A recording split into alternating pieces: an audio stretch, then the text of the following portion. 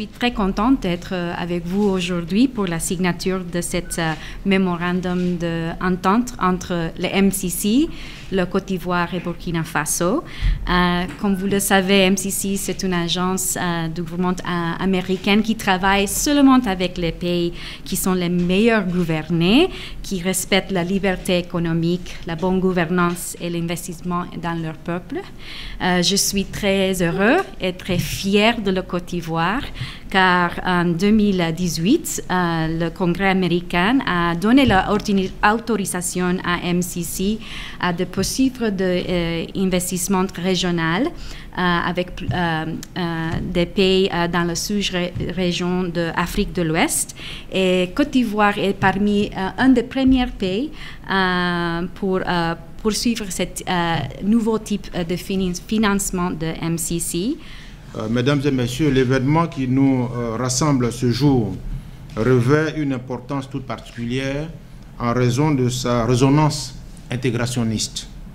En effet, lors de sa session de décembre 2020, le conseil d'administration du MCC a retenu la Côte d'Ivoire et le Burkina Faso au nombre des pays éligibles à des programmes compacts régionaux simultanés.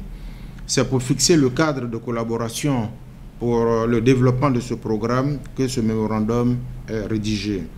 Il vise à mettre en place un cadre de collaboration au développement et à l'évaluation du projet d'interconnexion énergétique entre le Burkina Faso et la Côte d'Ivoire.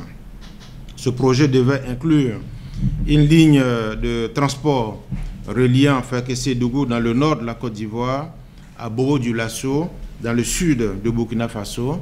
Et cette ligne, comme vous l'avez dit tout à l'heure, devrait se prolonger jusqu'à Ouagadougou, capitale de Burkina Faso.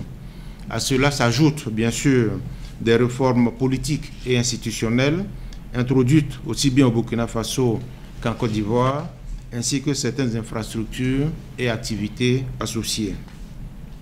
Mesdames et messieurs, la Côte d'Ivoire perçoit ce choix non seulement comme le témoignage de la confiance en notre pays, en ses institutions et en ses dirigeants, mais aussi et surtout comme un appui au renforcement de l'intégration régionale.